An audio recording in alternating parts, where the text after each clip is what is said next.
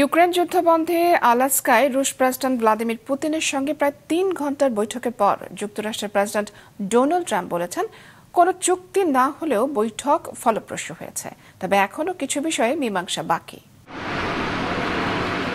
যুক্তরাষ্ট্রের president Donald ট্রাম্পের সঙ্গে বৈঠক করতে আলাস্কায় পৌঁছলে রাশিয়ার প্রেসিডেন্ট ভ্লাদিমির পুতিনকে লাল গালিচার সংবর্ধনা দেওয়া হয়। মূলত ইউক্রেন যুদ্ধ বন্ধের উপায় অনুসন্ধানেই এ বৈঠক। দীর্ঘ বৈঠক শেষে যৌথ সংবাদ সম্মেলনে এ কথাই বলেন ট্রাম্প। তিনি বলেন, বৈঠক অত্যন্ত কার্যকর হয়েছে, তবে এখনো কিছু বিষয়ের মীমাংসা বাকি। We really made some great progress today. I've always had a fantastic relationship with President Putin. Trump আরো বলেন, ইউক্রেন যুদ্ধ বন্ধে শীঘ্রই চুক্তি হতে যাচ্ছে। যুদ্ধবন্দী বিনিময়ের বিষয়টিও অন্তর্ভুক্ত থাকতে পারে। তিনি এখনো ইউক্রেনের প্রেসিডেন্ট ভলোদিমির জেলেনস্কি ও ন্যাটো মিত্রদের সঙ্গে কথা বলবেন।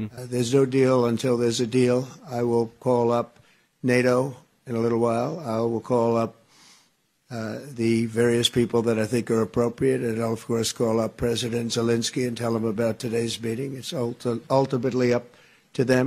যৌথ সংবাদ সম্মেলনে প্রেসিডেন্ট পুতিন বলেন, ইউক্রেন যুদ্ধ বন্ধের বিষয়ে তিনিও আন্তরিকভাবে আগ্রহী।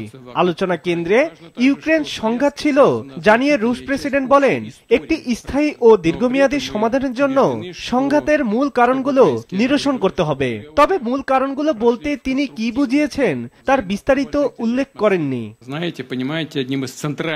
এই যুদ্ধ একটি ট্র্যাজেডি। এটি বন্ধের জন্য উভয় পক্ষকেই ফলাফল কেন্দ্রিক হওয়া উচিত।